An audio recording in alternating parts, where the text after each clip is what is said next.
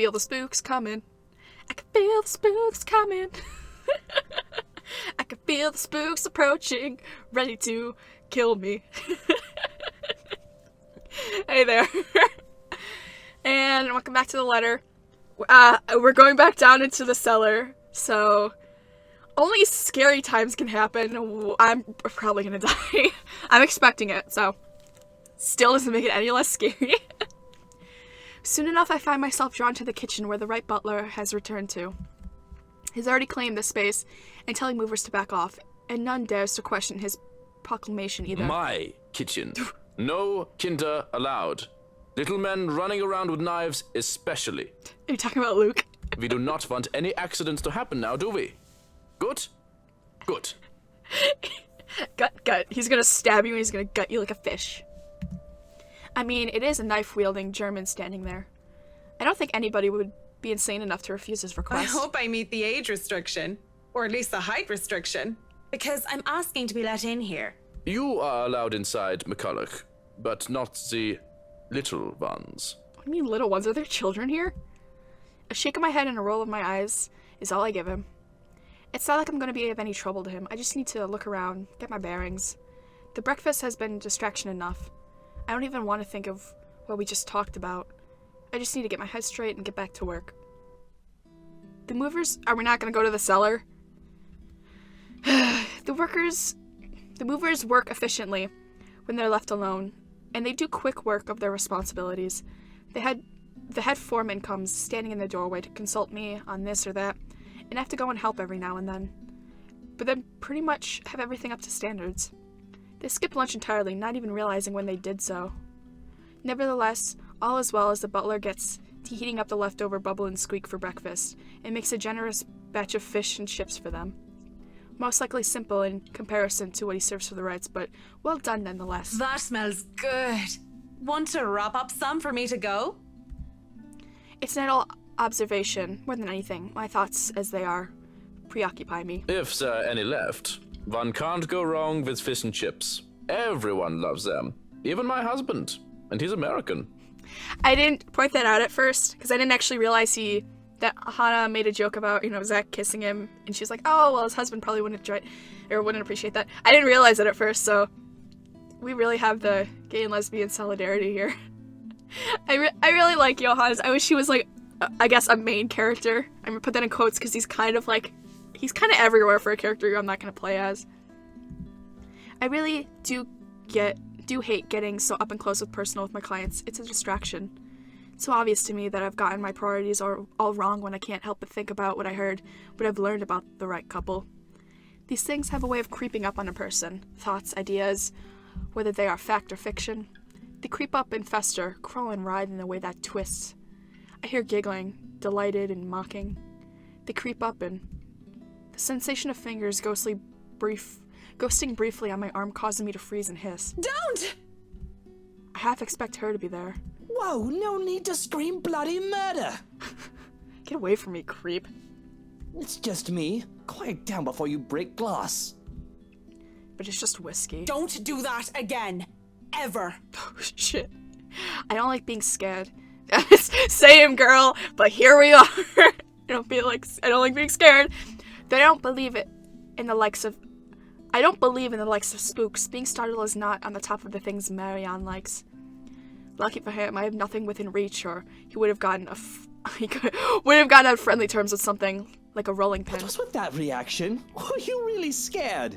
Has Johan's been telling you ghost stories? He just loves to scare people. Isn't that right, Brother Gurium? The butler's expression is unreadable. I hardly see any emotion on his face to begin with since I start working for the Wrights, aside from vague amusement and extreme annoyance. There must have been something there, though, judging from Mr. Wright's own content look. The expression on Mr. Wright's face is almost cruel. But neither of them spoke, even as Johannes leaves the room to serve the workers their late lunch. So, now that we're alone, Marianne, what are you so jumpy for? I was just thinking about all the urban legends the movers have been telling me about this place. Don't tell me you believe in that tosh. They're nothing but tales made up to scare children. Timmy, Billy, don't you dare go up to that big mansion and get in trouble there. The ghosts are going to get you. My friend has pointed out to me that Luke has just a really good voice actor, and he does, and it kills me. Like, the voice actor is doing so fucking well with this role, and I love it. I love his voice, but I can't stand him.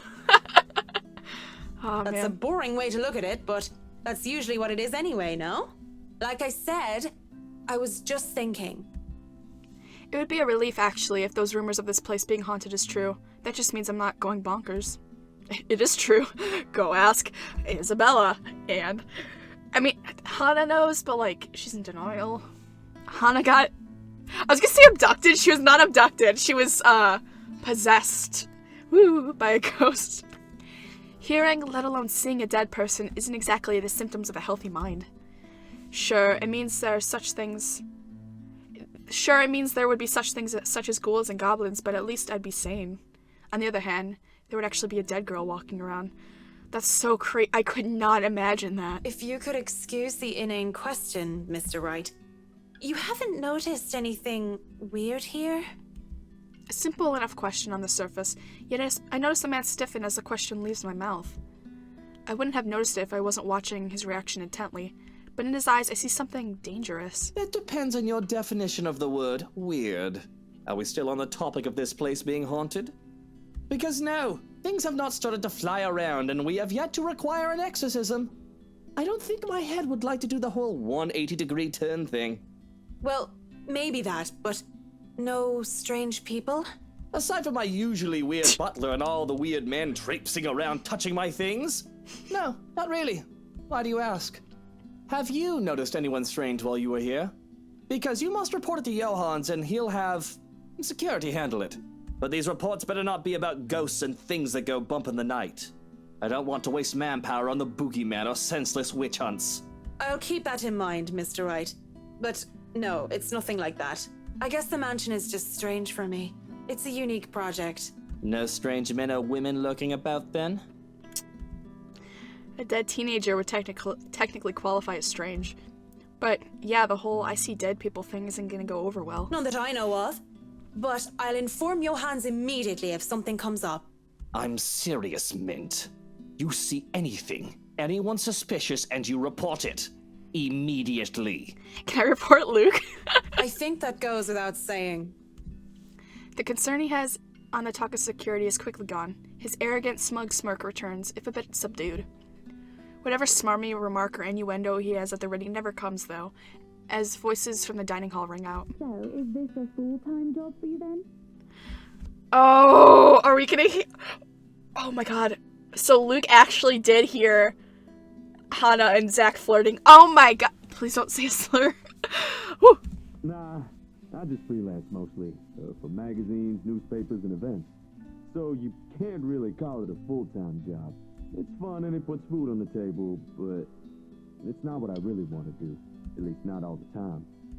I miss Zach. Oh man. I want to go say hi and be like, oh man, I'm sorry. And I miss you. Please come back to me. That would be the magazine photographer, I presume. As always, Mrs. Wright talks in such a kind and cheery fashion, no matter who she's talking with.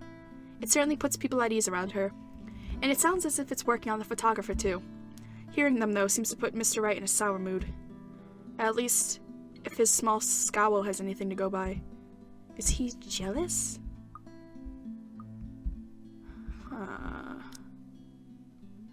I want to ask if he's alright. I don't know if that's what I want to know. Like, what's he thinking? Hey, are you alright there, Whiskey? You're looking like you need a serious drink. What is it that you want to do then? Films. Documentaries mostly. But cinematography is a lot more difficult than photography, right? I was working on this thing, actually. I'm fine. Just a bit winded from all that moving about. It's been a long day. Does he still love her? Does he still love Hana? Is that what this is? Because, like, don't make me care. I don't want to care. And the day's not over yet. So if you can excuse the bloodness, you either shape up to help or ship out back to your room and let us do the rest of the work. Damn, Marianne. He hesitates, eyes locked firmly on the door that led to the dining hall. Even now, he could still hear Mrs. Wright, the photographer, chit-chat in between shots. It's not my place to say this, but she really does seem to care a lot about you, you know? There's no need to remind me of that. What do you... I don't understand. Luke, what's your deal? I'm so interested. What is your deal? A strange smile appears on his face before he shuts his eyes and sighs. Tell the workers that you're all dismissed early. That's nice and all, whiskey. But we really shouldn't just take off. Delays aren't a good thing when it comes to big projects like these. The sooner we tackle certain issues, the better. And I trust you can take care of these issues another day. Don't make me ask again, Mint. Just tell the others they can go home early. And to not worry, they'll still get paid the remaining hours. I don't know what prompted this. With the air he's putting on, though, I know better than to meddle and prod further. Besides... Fine, you're the boss. Walking out of the kitchen, I just accept the fact that whatever he says will go well under his roof. Zach! Zach! I'm so sorry! I'm so sorry that I killed you. I did not mean to. I'm so sorry. Oh, he's so beautiful. I miss him. Mrs. Wright and the photographer are still far too busy in conversation to notice me, even as I make my way through the dining hall. Besides, I didn't want to ruin their fun. Well, it wasn't really a big thing. People didn't like Blue Fonzie very much. People don't like a film about colors. I suppose they would have liked Blue Bibby a lot more. Hey boy! Hey boy! Going into the foyer has me stumble across the family butler once more, who raises his brow at my presence. And where are you off to in a hurry, Miss McCulloch? The foreman is looking for you. The Bratwurst wants us off the clock. He's dismissing us early because of... Oh, I don't know. He just wants us out of here. I'll go and call a cab for you then. It would be for the best that you leave when he asks you to. I don't doubt it. My ride back to the city doesn't take too long to get there. Granted, there were only some difficulties at first because the driver didn't know where the Ermengarde mansion is. He tried to have us hand over GPS coordinates from our smartphones or some other techno-babble I didn't care about, and the butler didn't understand. But as soon as we told him it was the haunted mansion over in Ansem Village, he knew just the place, and finally headed over, albeit with some hesitation. All the way back in the city, the driver keeps complaining about that place giving him the willies. It gives me the willies too. I would have loved to snap at him. But as soon as the thought occurs to me, another blossoms in the forefront of my mind. One that has somewhere bothered me greatly, more than my exasperation over whiskey and this project, over me wanting all of it to stop. There has been no Lorraine whispering over my ears today. Worse, I find myself searching for it. Searching for her. Ugh, shit. Damu. Your earthy loose ends. I'm sorry, I'm sorry. Fucking bloody loose ends everywhere. I find myself, God damn it! I thought I've already moved past this years ago. And it does nothing to help curb my frustration. If anything, it only ensures that I want a stiff drink. And where else to go to drink? If I swear to God, if Luke's here. Tuesdays are for karaoke, and Wednesdays, improv. Usually, it's 3-4 guys who do hilarious games. The one with Irish drinking songs are always a crowd favorite. Though I love a good laugh, stand-up comedy isn't my thing, and without Cam or Haruna or any other distractions, I end up drinking a lot more this time. And when there's several bottles of beer in me, I get really, really embarrassing. Hey! G! Psst! G! Come over here! I need you for something! It's a good thing that the bartender's a nice fellow. I probably have been kicked out of any other place by now, or worse. If push comes to shove, all he would do is give me an easy smile and a shake of his head, even when he's attending to other customers. Just like now. Give me a moment, will ya? I gotta go check on her. He's some Asian guy. Oh my god. Ooh. It's Ash. I forgot his name for a second. It's been so long. Ash. And I'm pretty sure I've seen him somewhere before. A couple of times, although he never talks to anyone else except G. The girls used to be all over him too, but he always turned them away. I'll be here. You go do that before she falls over. Why is he called Asian Joe? Why? Hello? You could just be like, there's a dude. Why do you have to be like, Asian Joe? Also, it's nice to see you again, Ash, you bitch. All right, all right. What is it? Is this Lee? Am I wait, no. That looks exactly like Lee. Am I crazy? That's him. That's him. No. I mean, it's the same voice actor, obviously, but like, oh my god, okay. Do you need someone to help you get home? Bartender, pour the wine. I think that's enough alcohol for you, little missy. I'm cutting you off. Wine comes from the back of my throat as he pulls the bottle away. I have no hope of getting them back once they're behind the counter. Even in my drunken mind, I don't dare hop over it for them. Because of what little sense I have left, knows I'd sooner dive to the floor than succeed in wresting a bottle from a sober man. But that doesn't stop me from trying to reach out my arms like a stupid idiot anyway. He smiles and shakes his head, just like I know he would, before going back to the other guy. Right now, where were we? How you holding up, boy? With no drink and no one else to really chat with, I would have gone home, or gone to sleep on the bar right there and then. But I'm not ready to stand up and try to trek back to my home just yet. I take it the investigation isn't going well. When does it ever? But that's not the problem. No, it's... Is this about that hit and run from yesterday's morning news? I saw it. I just didn't know if it was the same girl you're always groaning on about. But this just proves it, don't it? You don't have a drink. She might never wake up, G. And we can't find the son of a bitch that thought it was alright just to leave her there in the road. That's Sprite. Ooh, it got me in the heart zone. Can't you just run plates nowadays? I mean, I just got a ticket for a busted taillight the other day, and they were on that quicker than you can say Bob's your uncle. The footage is a mess for some reason, and the tech guys are trying to clean it up. It's because it's a ghost. A ghost car ran her over. Which just skeeves me off, you know. Those things are HD traffic and security cams. They haven't failed before. And you're thinking there's something foul afoot, is that it? Their talk would have interested me, would have kept my attention if I gave a damn. But in my current state, I can barely give two fucks about the things going on around me. All these words are just buzzing, barely surfacing from the sea of sound that is the pub. And it would have stayed that way, perhaps even drowned if I didn't hear his name. Luke Wright. You know the guy. Oh. And don't pretend like you don't, G. It takes a special kind of ignorant not to know who he is. That smug blonde who likes throwing round his money. He was just here a few days ago, as a matter of fact. What is up with Luke? What is up with him? I'm so interested in what's going on with him. There's so much shit. Oh my god. Great tipper. If you think him just dumping a wad of cash on the counter after having too much whiskey counts as tipping, why are you asking? He dirty? He crusty like his dick? You have no idea, G. He's probably the worst sort you can imagine. Luke fucking Wright. Fucking whiskey. Even without him around, I'm still hearing about that guy. What the absolute fuck. Despite this, I find myself getting up and sauntering over to join them before I pipe up. Is this smack talk about Luke fucking Wright I'm hearing, eh? Get it, girl. Private conversation here, lady. There's only amusement on G's face. The Asian guy, he starts to look ticked off as hell. Don't worry, Holmes. She's clean. And she might be able to help you with your, predicament. Course. A drunk's just stumbled through here with what I need. Get real, G. No offense, lady, but you're smashed. I know, right? Nothing beats being drunk after a hard day's work.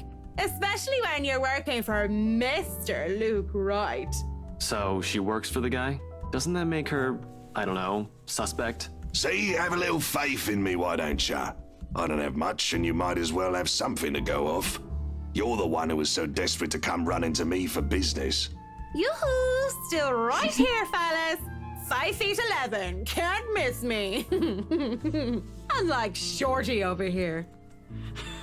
Is Ash also a manlet? What's it that mad look? You want to dance, boy? You don't look like you can bust a groove. Maybe a leg, but with that fancy coat of yours. To add insult to injury, I moved I'm loving this. To add insult to injury, I move directly behind him and use the top of his head as an armrest. But when he shakes me off, I plop in the seat next to him. Don't try me. You can hardly stay on your feet. Shit, you're gonna beat the shit out of her? We don't want to ruin your fancy coat, do we? Ah, children, the both of ya. But you're still standing after all that, are ya? Matt, you see this giantess? She's a legendary regular here. Been treated like there's no tomorrow. I'm a bit jealous. Can't do that anymore or my liver will give out on me. Good with the mic, too. Don't see you much recently, but I guess you're always busy, aren't you? You're some fancy designer or something, if I remember correctly. Wait, I know you. You were at the open house for the mansion. Yeah, that's right. Marianne McCulloch. I'm a famous interior designer extraordinaire. Ooh, that rhymes. That rhymes. Anyway, you guys were talking about that weenie Luke Wright, right? Or something. Can't really talk about it. I don't even know if I can trust you, even if G said you're clean. Well, I don't gossip about my clients, if that's all there is to this. You wanted to gossip about him a few minutes ago, Marianne. And that was the beer talking, not Marianne. You won't mind if we ask the beer a few questions then? Maybe. Depends on who's asking and what they're asking. But seriously, that guy is abso-fucking-lutely frustrating. One moment, he's an absolute dickhead. And then he's acting like an actual decent human being the next. I just can't figure him out. Me too, girl. Me too. I can't imagine how that pretty wife of his can put up with him. If I were her, I'd dump his flat arse straight up. Marianne, marry me right now. You get it. Girl, she gets it. Woo! And I'm not just saying that because I think Hana's pretty or anything. Luke is a catch too. They both are. But I really cannot, for the love of all things, see how they even work out together. So, Luke Wright, have you noticed anything strange about him while you were working with him? Anything peculiar? Of note? You're the one being peachy right about now, Holmes. But nah, nothing that comes to mind off the top of my head. He's just like most rich, smarmy arseholes and then some. A giggle bubbles out as I press my cheek against the cool countertop with my eyes shut tight, just because. Eventually cracking one eye open, just in case I thought I fell asleep. I grin at Holmes. So, Holmes, I'm guessing you're some private detective or something. Is it Hannah? Did she pay you to look if he's been cheating or some such? Hana's the wife, right? What about her? How is she? How is she or how is she? Well and good. Definitely the nicer of the two and sexy as sin to boot. Oh my god. Woo! Not a private detective then. Are you from one of them tabloids wanting to know if the Luke Wright doesn't know how to put his pants on right? Pants. I'd take the pants off of... Ah, here we go. Slipping. I haven't been this drunk in such a long time. It's a miracle I've been coherent for as long as I have been right now. I'm asking you if you've noticed any odd behavior from her. Odd behave... You what? I wonder how she'd be drunk. I can just imagine her like the giggly sort. What do you think? These are serious questions, Marianne. Lives might just be at stake here. And with that, we'll end it. I'm enjoying this. This is good shit. Thank you so much for watching. I really appreciate it. And goodbye.